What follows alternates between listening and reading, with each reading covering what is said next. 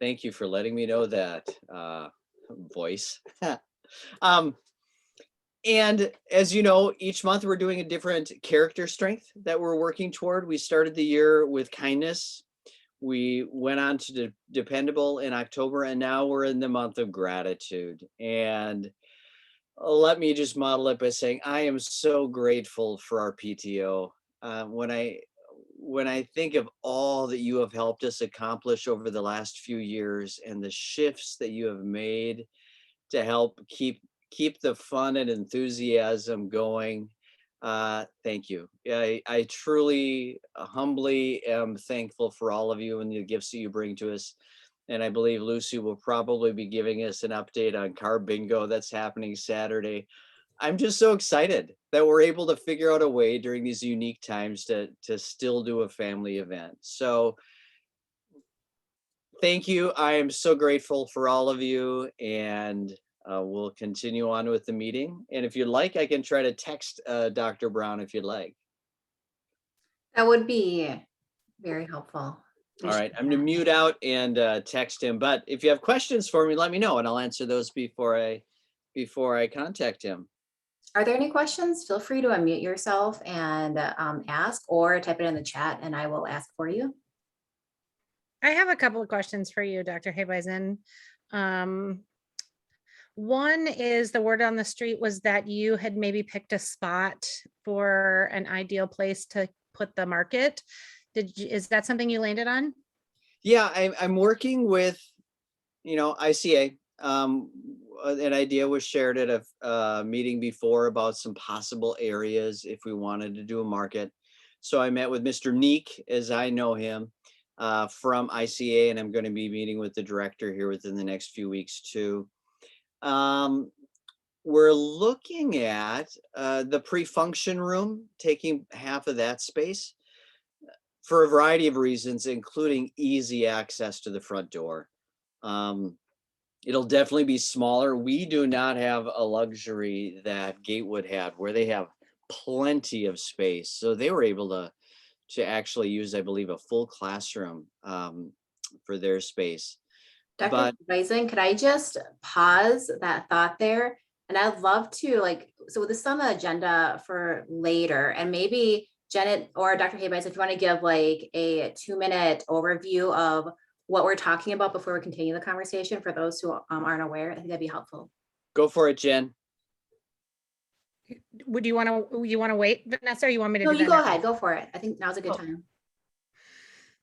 time. Okay, so the quick skinny is that I started a conversation on how we could be more deliberate with supporting our students with snacks, and that kind of morphed into sort of a broader conversation about some of the things that are in need, like toiletries and other goods. Gatewood just did a ribbon cutting ceremony on what they're calling a market resource center in their school, which is being sort of partially managed by ICA Food Shelf. And the idea is that you have a place within the building that families and community members can come to. The terms food shelf have kind of a stigma associated with it, and so we're looking at better ways to better language to use around that, which is why we're thinking market resource center.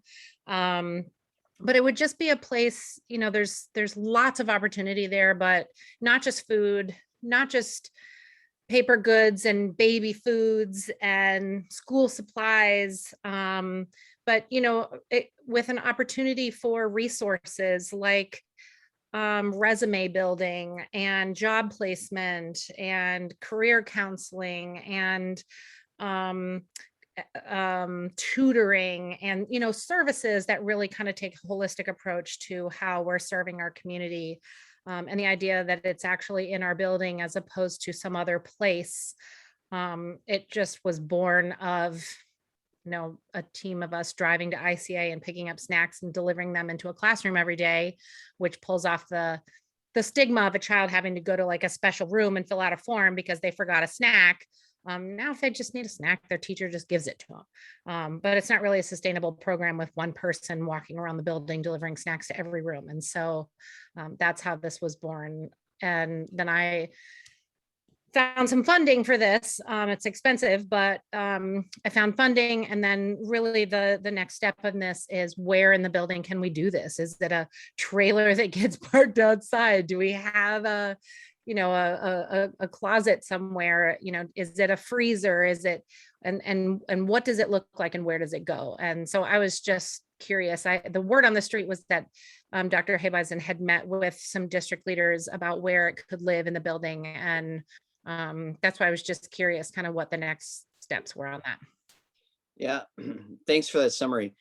So next steps, I'm continuing to work with the ICA, and we'll reach out to Buildings and Grounds to see if that spot is feasible.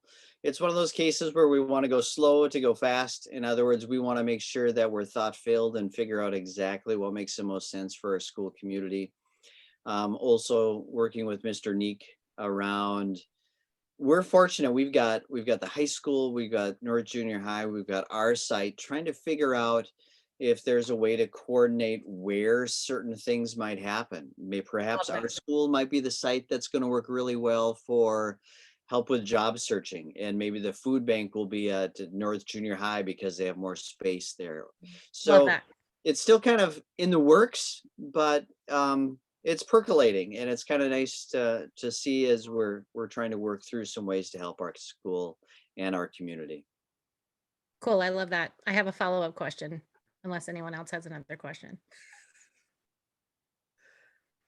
I'm curious about the spaces and places. I know that you have a meeting monthly with the Building and Grounds team, and that what I'm hearing is that they are very open, saying to you, like, what does Tanglin need? And if you had a magic wand, what would you wave it at? And what walls would come down? And if we had a referendum, what would you want to see out of that referendum?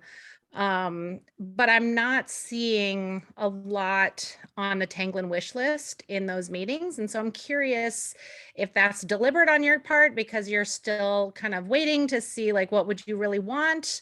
Because what I'm seeing is the list at Alice Smith and Glen Lake and Gatewood get longer and longer and longer.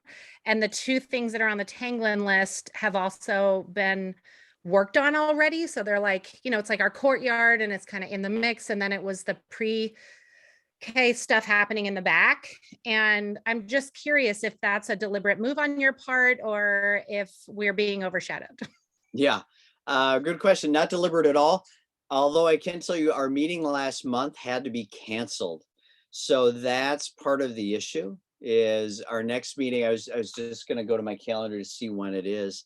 I'm not sure if it's this week or next week, so we'll be bringing up some of those ideas. But last month was kind of the month they were starting to add more, I believe. And unfortunately, it had to be canceled. So it's just a matter of my connecting with Buildings and Grounds. Okay, just want to make sure Tanglin isn't like the stepchild forgotten in the corner. Are there any other questions from anybody else on here?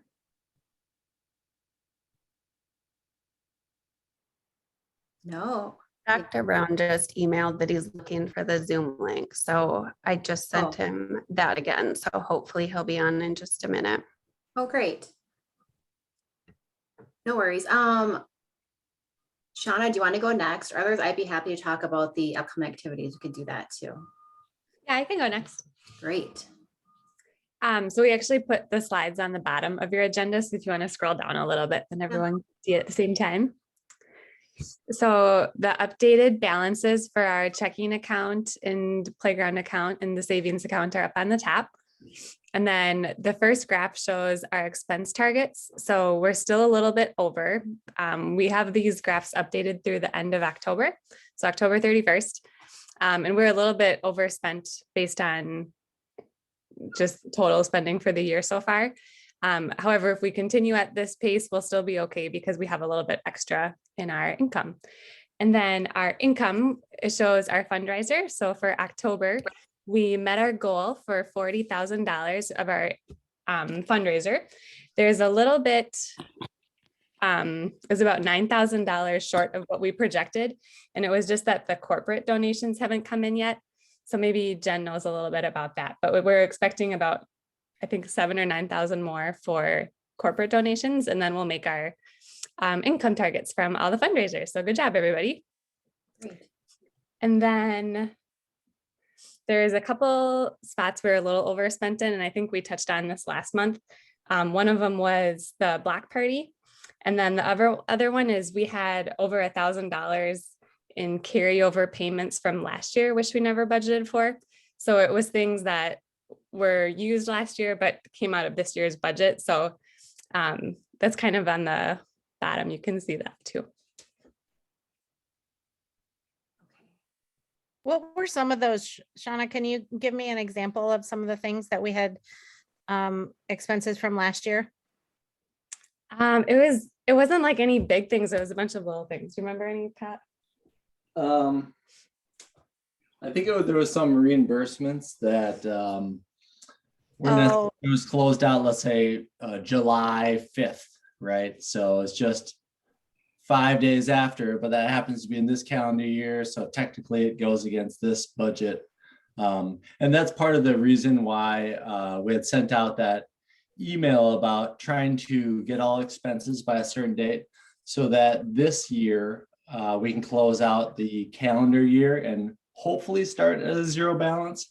But it might be wise to budget something in there, like let's say 1,000 of, something that we don't know, or the balance hasn't cleared out, or we can pretty much see that coming. So ideally next year we'd start with even slate if we kind of get all the teachers and everybody to submit expenses by, I think it was like the last. We said the last day of school. Last day of school, yeah. And then hopefully it takes a couple of weeks for like payments to go through and pick them up sometimes. So hopefully they'll all be done by July for the next year. Well, let's say we pay someone back with a check and they don't cash it for a month, then, that's going to hit next year once the transaction goes through. It's something we can see. It's just a little bit of maybe a new treasure thing. We didn't know those things were going to hit, so we didn't put them in the budget. So we're, just a little bit over. But I think in the grand scheme of things, we kind of have that target for not going below 15K on our checking. And based on projections and our target spend, I don't think there's any worries. Thanks, guys. Great. Are there any other questions? Oh, there's a chat here. I think that, I don't know if it was Kim Rosso. I don't know if she's here tonight. I don't see her, but I think at some point Kim had asked for us to consider putting the yearbooks back in for the staff. And I'm seeing the chat, Ashley is talking about that too. So just something to consider as yearbook date kind of creeps up on us, whether we can consider adding in the at-need sixth graders and staff gifts back into the yearbook budget. I'm here, by the way, Jen. Oh, hi. Sorry. Okay.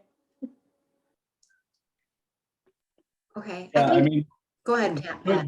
we could, if we knew, you guys probably know, but roughly how big that line item would be. And then we can kind of, see with current projections where we'd be. And we probably want to think about next year's main fundraiser, and if that's going to hit at the same time, just to make sure that we don't, drop below that 15K. Does anybody have an idea on what that line item would be, the yearbooks? Ashley probably knows. Ashley, are you here? I think it was like maybe 1,500. Gotcha. So kind of small in the grand scheme of things. Yeah, what's in the line item right now? Do you have any idea, Mel? We didn't do it this year. We took it out completely.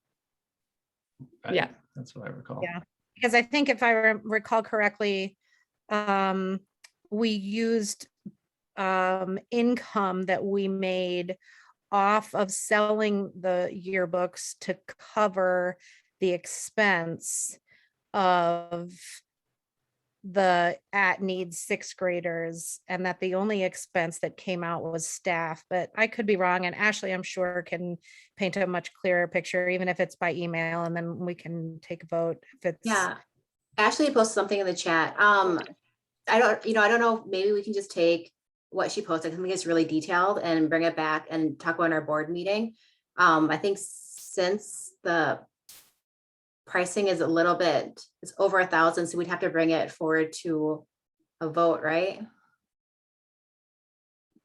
Yeah, the expenses, if it's over 1,000, we'd have to vote as a general, but we could vote as a board at the next board meeting about whether or not to present it to the general meeting to take a vote within, Yeah.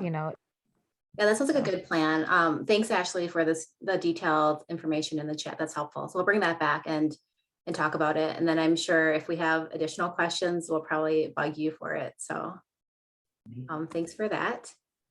Are there other questions about the budget?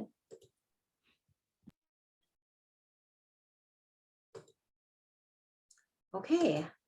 Then I will pass it over to Carrie to introduce our guest.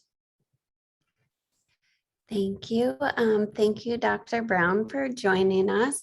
I apologize. I had the Zoom link in the agenda, but I think it was confusing to get to it. So I'm That's glad okay. that we got you here. So Dr. Brown is in the Office of Equity and Inclusion, and I have been able to meet him at a few meetings. So I thought it would be nice for him to come join our PTO meeting and talk a little bit about what he does for the district, for the staff and students. So I will let you take it away. Thank you so much. I'm so happy to be here with everyone.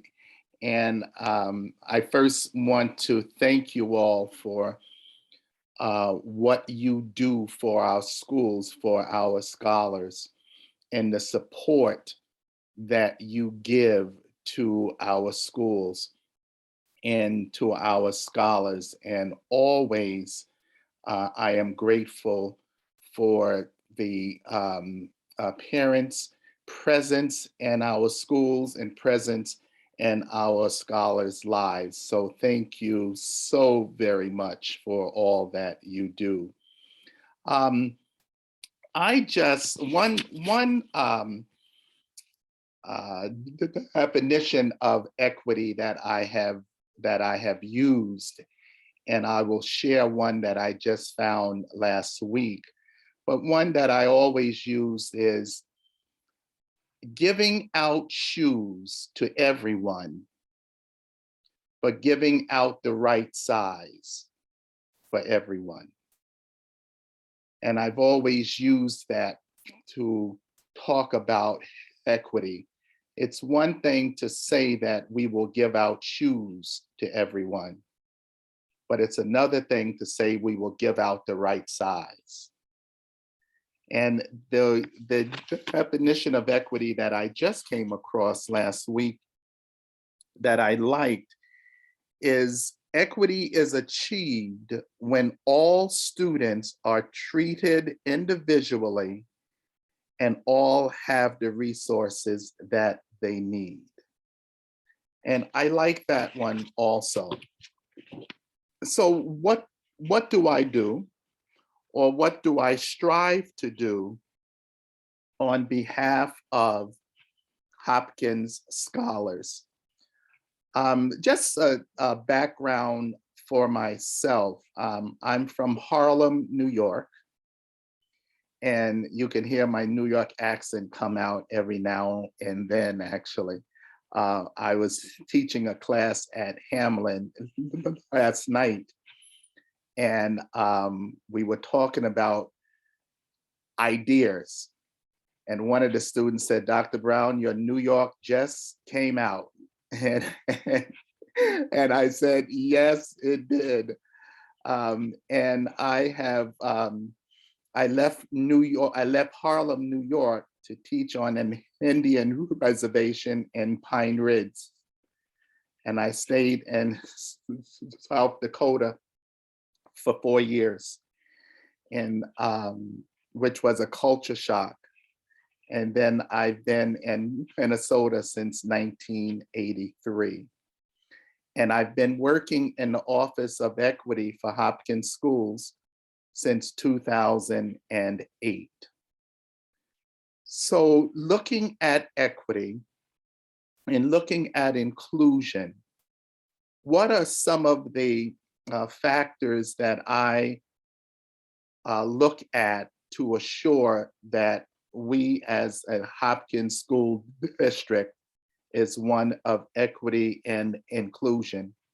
One of the things that I do is I support and develop a diverse, equitable, and inclusive communities of scholars, and to help principals, to help teachers develop classrooms that are equitable and inclusive, and that all learners and scholars in a particular school or classroom are offered equal access to resources.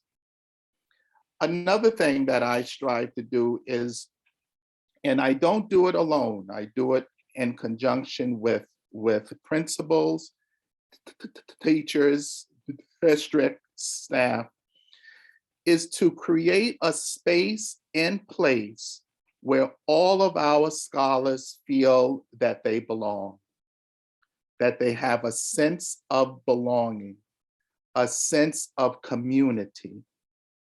When scholars have a feeling that they are loved and that they are respected and that they belong to a community, their achievement rises. And not only do their achievement rise, but also this sense of fulfillment, sense of personal fulfillment, to know that someone in this building loves me. Someone in this building cares about me. Someone in this building will go to bat for me. In good days and bad days, I can assure that I am safe in this building, that I am wanted in this building, and that everyone in this building cares about me. The other thing that I strive to do is to support programs and facets of education that encourages diversity, equity, and inclusion, and all collective endeavors that we strive for. And that encompasses communication, diverse perspectives, experiences, and realities. And what do we do as an anti-racist organization to ensure that when our scholars leave us, they are able to go out into a global community and able to contribute, able to thrive, and able to be successful in a global community that may not look like them. And I'm always remembering a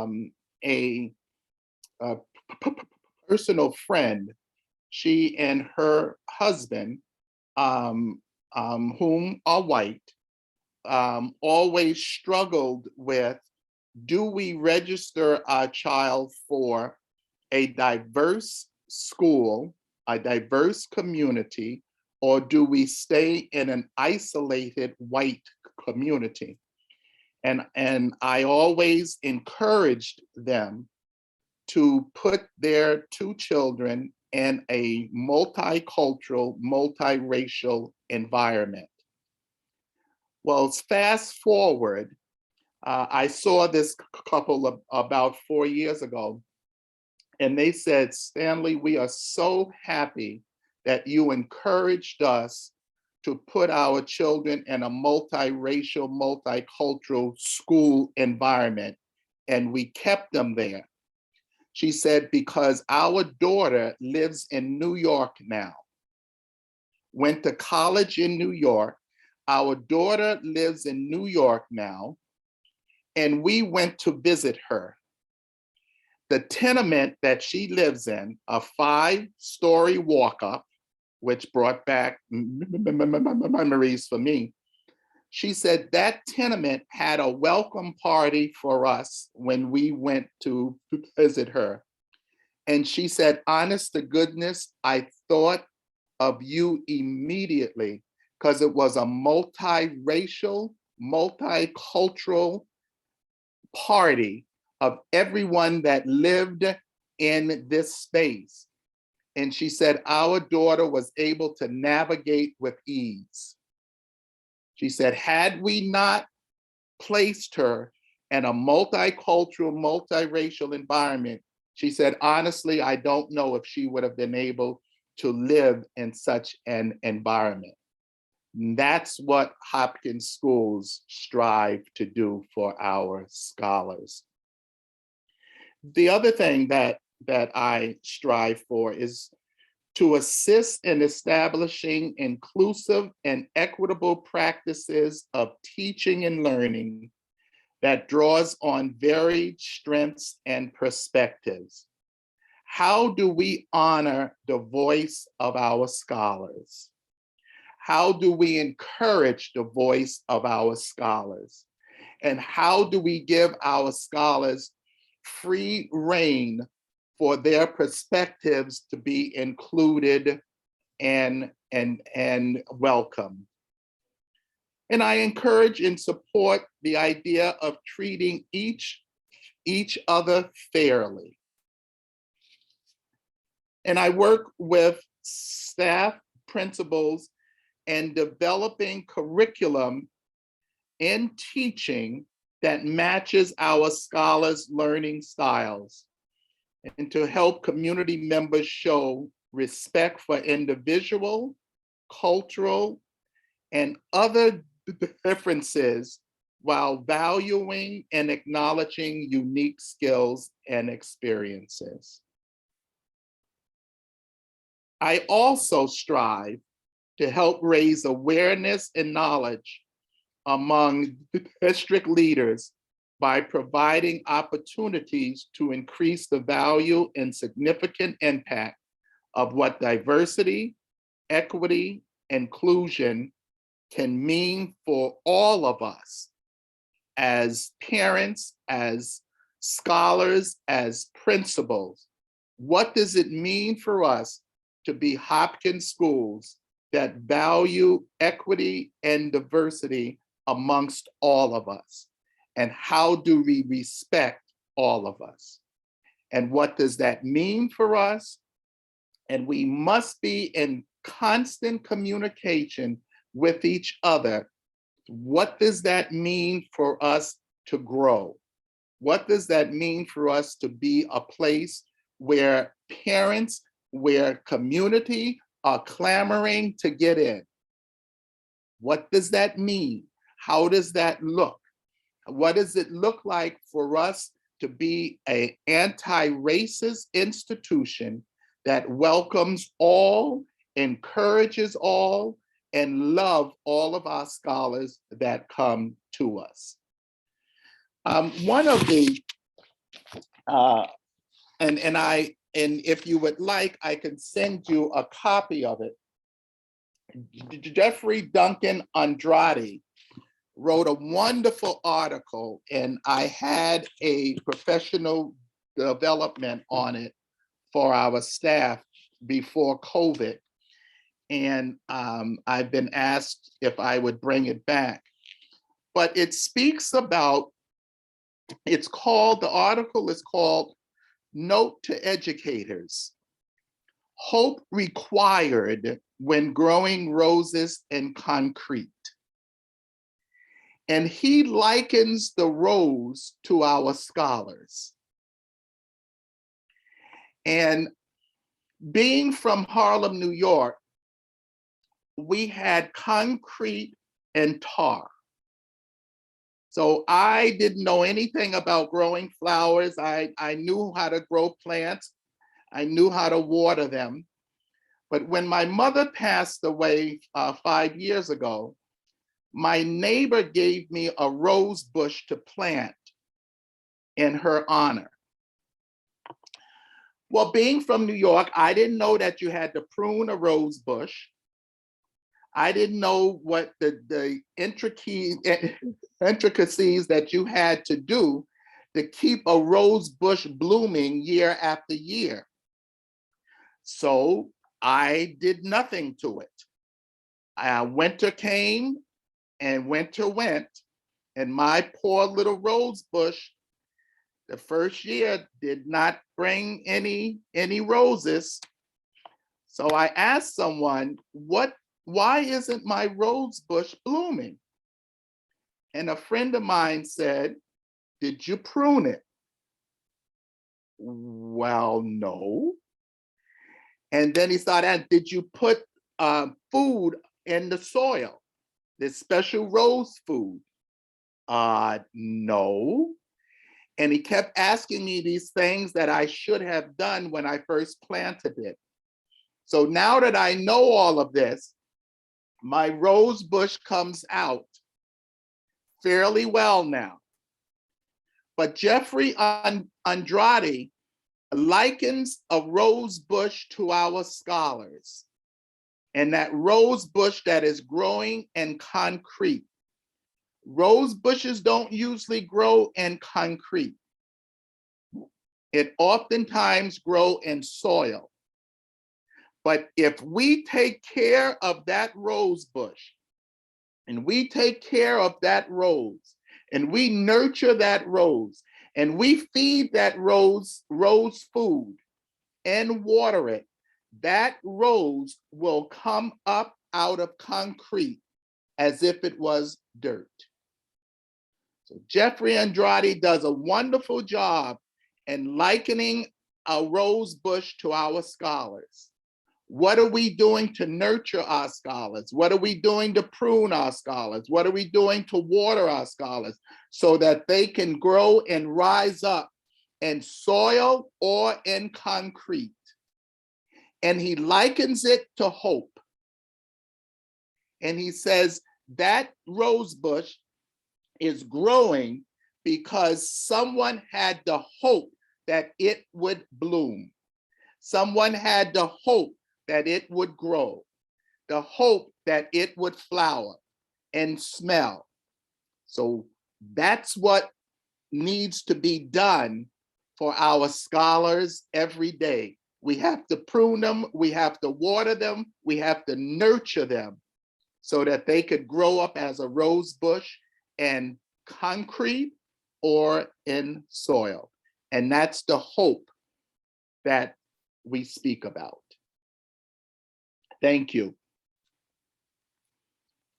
Are there any questions? I have a question. Yes. Someone else has a question too. You're welcome to go first. I don't know who it was. Thank you so much. You're welcome. For starters, I am grateful to have you joining us and really appreciate your perspective. And I think that you see our district from a special place that some of us don't get the opportunity to be able to see from that particular viewpoint. And so for that, I'm really grateful to have you here sharing your perspective with us. And I'm wondering if you can speak a little bit to your experience in how the district is providing the right dirt and the right rose food and, you know, the right set of gardening tools to each of our gardeners, right? Each of our teachers. How have you seen the district really address those needs to get the right tools into the right gardeners' hands? That is an excellent question. And I've been here since 2008. And I can tell you unequivocally, we have been moving in the correct direction. I am so proud of where we are compared to where we used to be. I am proud to say that I belong to Hopkins. One of the things that we have done is we have hired wonderful number of teachers and admin of color. And that is not just for students of color, that is for all students. When I first moved here, I taught in a school that was all white. I was the only person of color in that school. And the students I had in that school are now adults. And they have told me time and time again, Mr. Brown, having you as a teacher changed my entire perspective on African-American people. And they said, because we had you in our lives, we were able to learn African-American history that was not in our textbooks. And we were grateful to have you. And that was an all-white school. And I say that only to say that teachers of color in our classroom are wonderful for students of color to see that role model, but they're also wonderful for white students who identify as white. They're also good for those students also to see the role model. And we have hired a great number of, and we will continue to hire them. And so we are, and for us to use the words anti-racist is very bold. It's extremely bold for us to use the words that we are striving to become a district that is anti-racist and striving to become a district that has culturally responsive pedagogy. That is huge. And I'm proud of where we are.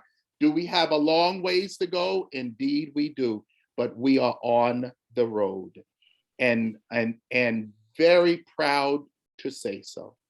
Yeah, I think that that speaks a lot to getting the right gardeners in the room. And I'm just curious about how you feel the district is doing about the tools to the other gardeners, right? Yes. Because while I agree that that has to be an essential focus of putting the right gardeners in place, right? I'm just going to beat this analogy to death. I'm sorry. Yes. But I also really want to know, how is the district addressing the white teachers, and how are they giving the white teachers the tools to be able to address some of these inequities within the classroom, and not just from the point of putting someone that looks like me or doesn't look like me. And all the new teachers that Tanglin hired this year, I can't think of one. No, that's not true. I would say 75% of them were not white, which is huge. But I'm wondering, if you take a step back and you're looking to the rose food, and you're looking at how are we addressing the inequities of the kids and not so much of the gardener, how do you feel like the district is addressing those specific needs to getting our white teachers the tools they need to address every child in the room and not just the white kids? And I think, and that's an excellent question, and I thank you for it. I think what we are striving to do is to, one of the things every month, we have courageous conversations for leadership. And that includes principals, vice principals, program leads. And I lead that. And our conversations is about race, is about equity, unapologetically. And those principals are encouraged to go back to their buildings and have those conversations amongst their staff. The teacher mentors, whom I'm working with also, are working with all teachers to assure that culturally responsive pedagogy is intertwined in their curriculum. And every month, every cultural month, this is Native American month. Every day I send out an email for ideas that can be used in the classroom to teach. September, October was Latinx month. Every day I sent an email out, and I've had teachers respond back to say, thank you. I'm trying to incorporate, but what I'm telling our teachers, the material that I send out for Black History Month, for Latinx Month, for Native American Month, that's not just to be used for that month. That's to be used 365 days a year.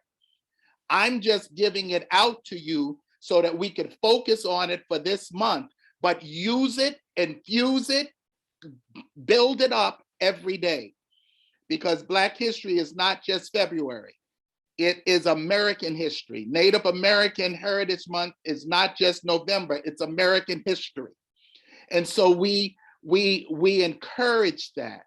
And I speak to teachers, I speak to principals about racially, culturally responsive pedagogy. How do we infuse it? How do we bring it alive to our scholars, for all of our scholars, and not just single out for that Heritage Month? It's ongoing work. It's exciting work, but it's ongoing, and we cannot let it die. We cannot let it just lay on the side, and I won't allow that to happen. Thank you. I appreciate the idea that we're chipping away at a very. Oh, we're chipping away at it, absolutely. And as long as I have strength in my right hand, I'm going to continue to chip away at it. Absolutely, absolutely so. Thank you for those questions. Wonderful questions. And if I may add, if you see something, an area that you think, oh, Dr. Brown needs to know this, or I think he needs to be aware of this, email me. Oh, look out, friend. Email me. Absolutely. Absolutely. Dr. Brown, I think we have two questions. Okay. I heard you started to speak first. I'll let you go first. Then I'll go to the person marked as friendly next. Hey, Dr. Brown. Thanks Hi. for joining us. You're quite welcome.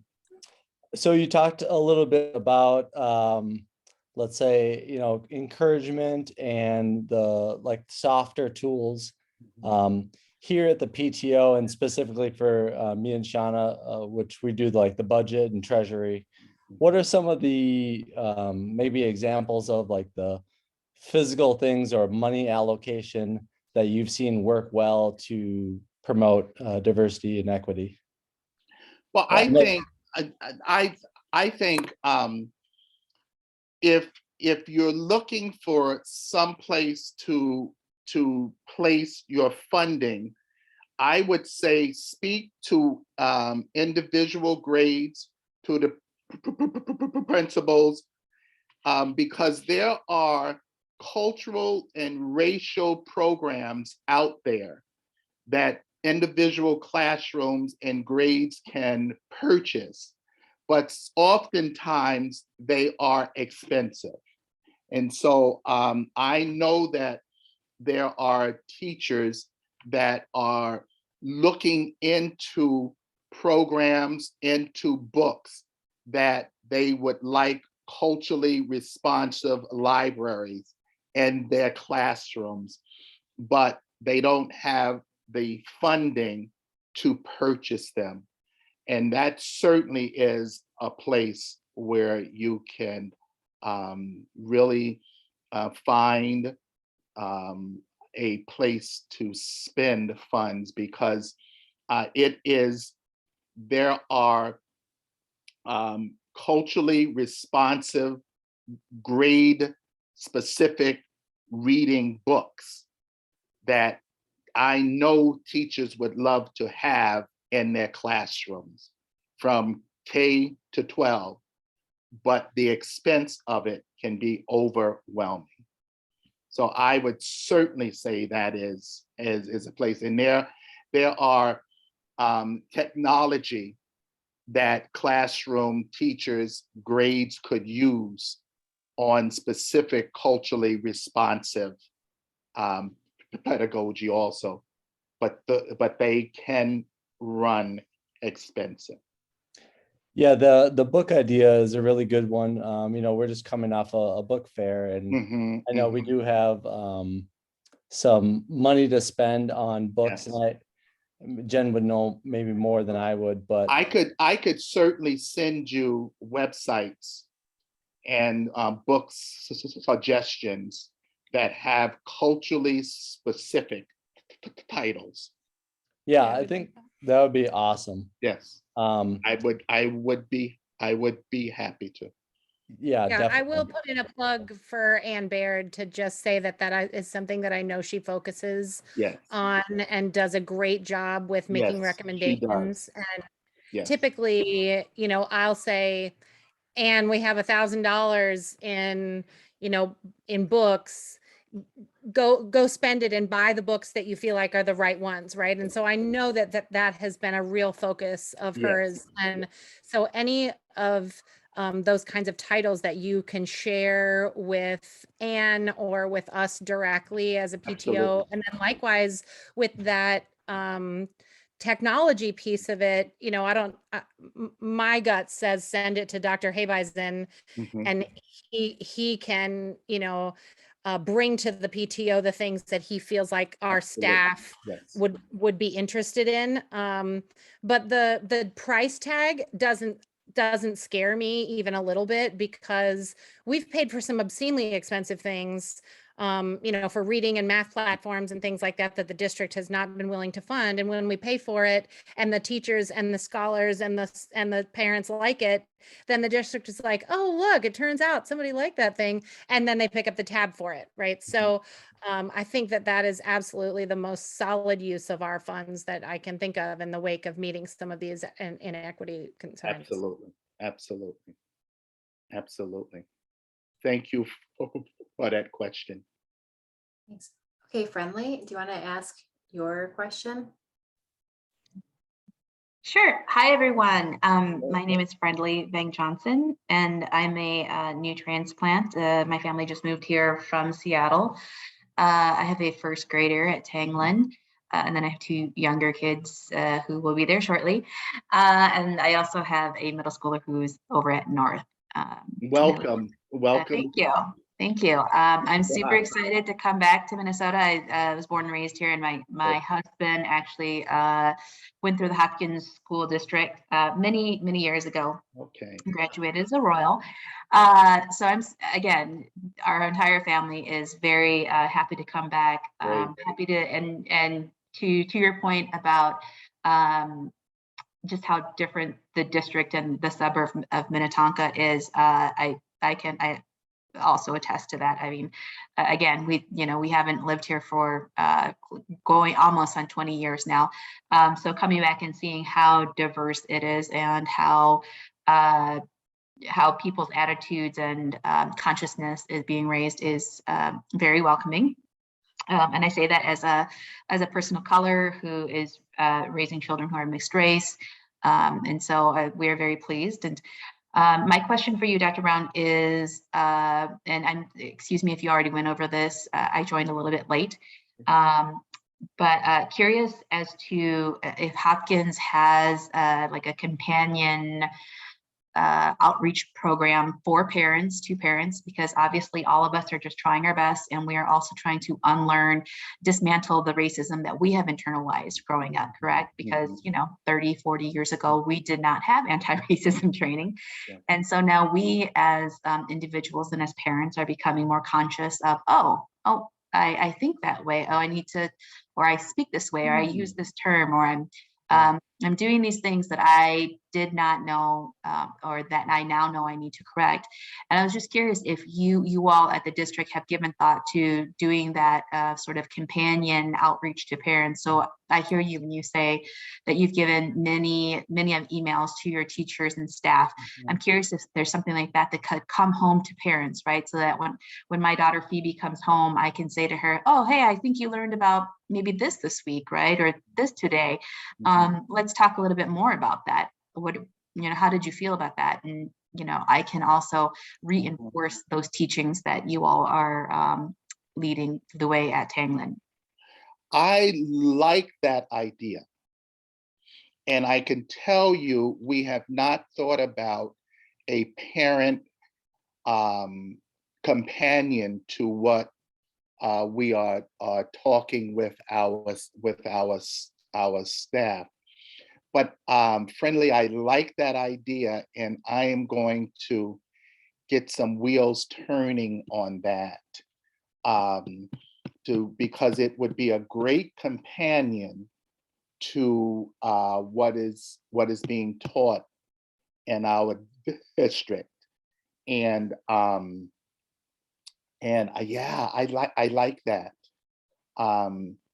Let me Friendly, let me give that some thought, and see how we can after the first of the new year, the first of the year, that we can move something going on that, like a parent academy, like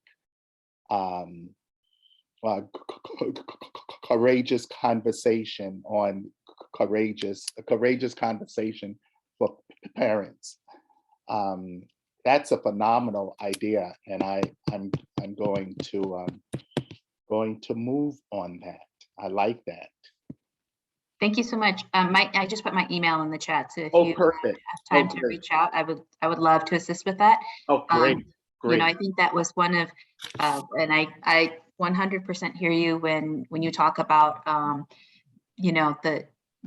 what we are doing now, using the terms of anti-racism and being unapologetic about that. And I know that that's truly, these are big strides that we're taking. And I will say that from the Seattle School District, which is, obviously, I don't know, 5 times the size of the Hopkins School District, there was also very much the same language. But the downfall for the Seattle School District was that they could not implement all the ideas that the district had down to the schools. And one of the things that I felt that was, that was an omission was this family engagement, right? Mm-hmm. And so I'm really hopeful that being in Hopkins and being in a very in a much smaller school district and having you at the helm, that we can do this sort of work, this sort of partnership between the district, between the schools, and between families and parents. Yes, absolutely. Thank you, Friendly. Thank you very much. I love that idea. Thanks, Friendly, and welcome to the school. Are there any more questions?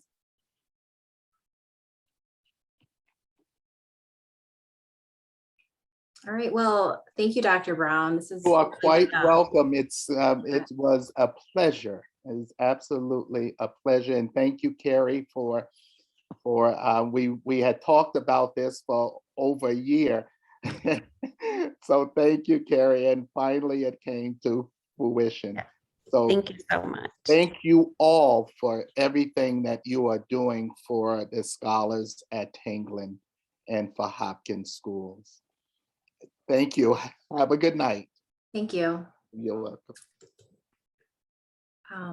Okay, I'm gonna throw our agenda back up, and I know we kind of jumped around a little bit, but I'm gonna keep going. Oh, great notes. Okay, we went through the treasurer's report. And then I want to go over some of the upcoming activities. Well, actually, I'm not going to go over it, but I will prompt Lucy to talk about car bingo, which is happening this Saturday. Lucy? Yes, thanks, Vanessa. Yeah, so we are back to the bingo time of year. And again, as Dr. Hay-Bison had said, we're trying to be creative with this again this year, just for social distancing. So this year we are going to try out car bingo. And so that will be, again, this Saturday. It's going to be from 3 to 5 in the back parking lot of Tanglin. There's some flyers that were sent home, I think, with most students at the end of the week last week with some information. And then I'll stick the Shopify account and then volunteer sign up too, if anyone's interested in volunteering. I'll stick those in the chat when I'm done talking here. But it's, again, it's just gonna be you through, drive up. We will have an area where you pick up your bingo cards and then via your FM transmission radio.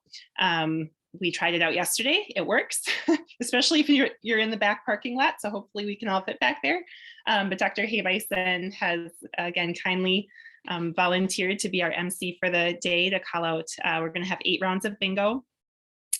Some of the prizes include, I think we have a Ninja Gym pass. We have some Target gift cards. We have a bunch of Poppets. So if your kids like Poppets,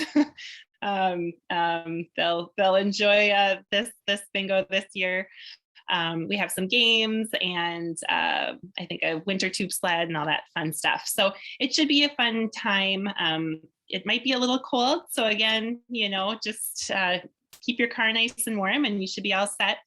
It is free to all the Tanglin students. Again, I encourage you to sign up via the Shopify website just so we have the right count. We're going to have some popcorn and hot chocolate, but also probably the number one thing is we're not going to have any bathrooms open for people. So just be sure that you take your potty breaks before you come. You might want to bring some water too. Again, we have popcorn and hot chocolate, but that's about all we're serving there.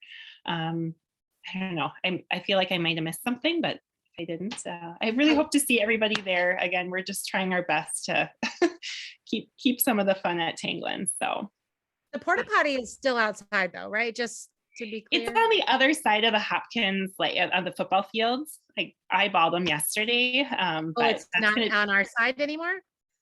I didn't see them.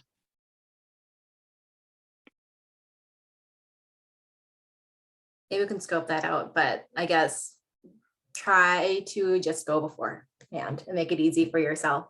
Just because I know Lucy, I've been talking to you about this and to give everyone an idea. So when you pull in to go into the back parking lot, there'll be stations there to pick up all the things, right? What Yeah. time can people start showing up? Thank you. 2:45. So we're gonna try and get everything set up. We have a couple volunteers and they'll be kind of directing you through to pick up the bingo cards, and then also you can pick up the hot chocolate and popcorn at that time. And then we'll have more people kind of directing on where to park. We kind of scoped it out. I think we can have maybe 60 cars back there if we are strategic with our parking. So I have put my husband on, he is the parking committee director. So he will kind of help with that. But yeah, I don't think anytime, try not to show up anytime before 2:45. We're going to try and start promptly at 3:10 for the first bingo call. We were trying to do this. We did it on a Saturday, so it didn't get too dark, but then I didn't take into account daylight savings. So we are going to try and hustle through it to get done by 5. So we're not in the dark, but trying our best. I think you'll be good. Sunsets at 5. Are there any questions about bingo? Thanks for doing it, Lucy. I think it's going to be fun. So Kevin, the custodian, drove by me in the parking lot today and he pulled over and he's like, "So what's up with bingo?" And I gave him the skinny and he's like, "Oh, I like that." And I'm sure it's a combination of like, I don't have to deal with everybody in the in the gym afterwards and like innovative approach to, doing our events. But I feel like when the custodian is like, "Yeah, rock on," that, I don't know, we're doing something right. Awesome. Okay, so hope to see everybody there on Saturday. Next item on here is about Square One Art. Christina Black asked me to remind everyone that those forms are due back on November 19th, which is coming up. We have a fundraiser coming up in January. Jen, can you give us like elevator pitch about it? Sadly, my elevator pitch is kind of in the dirt. I think the district is not going to let us do this. Is Oh, really what okay. it comes I'm scheming, of course. I know before we settled the budget, we had talked about a thing called Bricks for Books, which is, been like in my back pocket for many years, an effort to paint the bricks in the hallway leading down to the media center. And so I'm scheming on how to morph tile fundraiser into a paint the wall project, right? And I want to be careful about our language in terms of using the word fundraiser, because I feel like we were really intentional at the beginning of the year and saying like, we're hitting it hard with this one big main fundraiser and that's our jam. And certainly we have these little things that we just, make money on incidentally. But I think that I want to bring it to the board for sort of a larger conversation about, I think this has the potential to be a big fundraiser. And so I don't want to necessarily house it if it's something that we can actually make great money on. But at the same time, I don't want to, I just want to think it out a little bit. And I think Dr. Haybeisens has some good ideas, and I want to talk to Miss Funk, the art teacher, and I want to talk to Holly, the media center, and maybe some of the staff, and get some of their ideas about how we can have it be an equitable opportunity for all the kids, right? Like maybe every kid gets a brick, but then the bricks house, like in my head, I imagine like a big T, right? And the T is designed by the art teacher, and then the kids all paint the bricks that are around the T, right? So there's some like cohesive, and it's not just like whatever 2,000 bricks all painted willy-nilly. So I'm thinking and scheming, but I think tile fundraiser is going to be shut down by our friends at Building and Grounds. Not that I won't keep trying. That's all right. No worries. It's always worth trying new things. That's great. Our next general PTO meeting is on January 11th. So we have meetings every other month for those who aren't familiar. And our goal for the meetings is to have like a 20 to 30 minute type of presentation in the beginning. I don't know if presentation is the right word, but we had Dr. Brown speak today. At our meeting in September, we had Dr. Haybeisen speaking to us about what was happening with the school year. And then our January meeting, we're hoping to have different resources for the community to talk to us about the different signups for summer activities and for different leagues and sports and all the things that you could sign a kid up for. So that's what we're hoping to talk about in January, because if you're like me, you forget that a lot of these signups start in February for things that aren't until the following September. And it's just very overwhelming. And it's hard to know, especially if you're new to the district, or maybe if you have younger kids and aren't used to doing all of those things, how to get involved and where to do it and everything that's available. So that's what January will be. We hope you can join for that. And the last thing I want to talk about here is a new form that we're putting together. It's not yet on our website, but it will be soon. And this is for anyone in the PTO, which you all are members of, for staff or teachers, for whoever who has an idea where the PTO can get involved. Maybe it's an idea for a different type of fundraiser, or if you're seeing a need in the school, like more diverse books, or whatever the case is, that we haven't thought about yet. We have a form out here to fill out, so you can get your idea to us, and then we can work together. Or if you want to just, drop us the idea, we can maybe run with it. If it's something we have the funds to pursue, or however we need to start pursuing it. So we just want to make, this really accessible for PTO community and give people an idea or a chance to throw out ideas, because we're always looking for fun things to do. So I have it linked in the agenda, which everyone should have access to, but also we'll get it onto the PTO website. That's part of the Tanglin website soon. So look for that if you have ideas, but as always, you can always send an email to us at the Tanglin email address down here.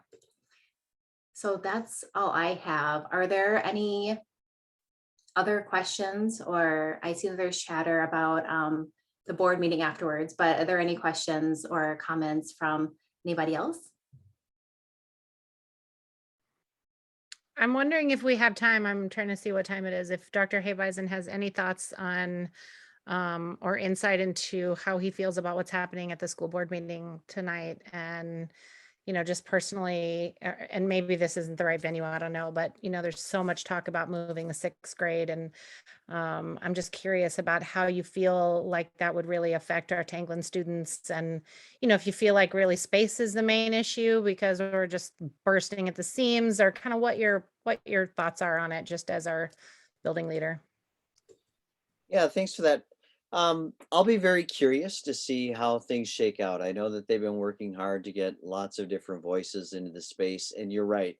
There's so many different drivers that could be used to make this decision. So I'll be curious to see how the school board pulls it all together and wraps it up and decides on what's going to be best. Here's what I know: no matter what the school board decides, we're going to make it work. That's what we do. So yeah, at this time I'll just kind of leave it at that, and we'll see what comes tonight, and we'll kind of move from there. All right, thank you. Anything else for anyone else? All right. You have a, sorry, question quick. Dr. Habeisen, do you know how we get the information from the school board? Like, will we get an email about all the decisions if we don't Great. go back and watch the whole meeting? Yeah, great question. My go-to is Kim Rosso. Kim, do you want to talk about where you find the information from the school board meetings when you look it up? I go to the school board section on the website and either watch the workshop or the board meeting, or just watch the YouTube replay afterwards. I don't know that anything ever gets sent out separately. I think that is, there's minutes that are recorded that you can review a month later, but the minutes aren't very detailed. So you kind of have to muddle through the videos. I will tell you that I watched the workshop before I logged on here, and the workshop said there was some discussion asking Rhoda to send out some of the aggregate data that Dr. Holm presented in the workshop to the community as a whole, because those, I forget what the term was that they used, but it's like the next level of data that they're going to analyze before making their final recommendations at the following Tuesday's board presentation. The board asked the administration to please share out that level of consideration, right? So there was like extra data that they were going to analyze in consideration of things like how much did it cost to move the students if we were going to change the early times, right? Or change the start times. So some of that data that the board asked the administration specifically to share that out with families who had been engaged in the engagement sessions. So it's possible. And there was discussion of like the principal updates on Friday. So they had talked about maybe trying to get something into the principal's updates for the Friday, the 19th, for review, so that parents could address feedback with the board before the 23rd meeting. Otherwise, watch it on double time. Oh, I was going to suggest a virtual watch party with all of your closest friends, because what better way to spend an evening? But I suppose double time would be better. All right. Well, if there's nothing else, then I just want to thank everyone for joining, and especially for having that lively conversation with Dr. Brown afterwards. I feel like really excited about where Hopkins is going, where we've come from, and where we're still continuing to go. And hope you feel the same. And I hope to see you in January. Thanks, everyone.